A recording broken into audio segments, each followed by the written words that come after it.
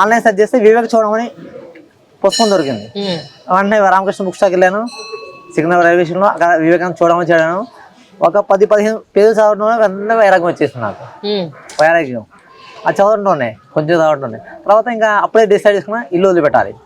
Within 2-3 years, అది కూడా ఎక్కువ రోజులు కాదు. మళ్ళీ ఆ లోపల ఇంట్లో వాళ్ళకి కొంత ఫిక్స్డ్ అమౌంట్ ఇచ్చేసి ఒక 5-10 లక్షలు ఇచ్చేసి వాళ్ళు ఉంటారు, ఒక అన్నయ్య ఉన్నాడు ఆ ఇంట్లో, అతను చూసుకుంటాడు. ఇక మనం ఇల్లు త్యాగం చేసి గురుసేవ ధ్యాన మార్గం 2 సేవలు చేద్దామని చెప్పి ఆ ఇల్లు వదిలిపెట్టి వచ్చాను.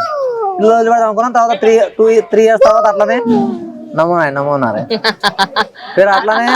దాని తర్వాత 2 years తర్వాత జాబ్ మానేశాను 2015లో. ఆ తర్వాత 2 years తర్వాత ఇల్లు వదిలిపెట్టేశాను. అది కూడా ప్రాకృతికంగా అయిపోయింది. నేను బలవంతంగా ఇల్లు ఖాళీ చేయలేదు. అక్కడ హైదరాబాద్లో కూడా అక్కడ సాధన చేసుకున్నాం 1.5-2 years అయ్యప్ప స్వామి దీక్ష చేస్తూనే.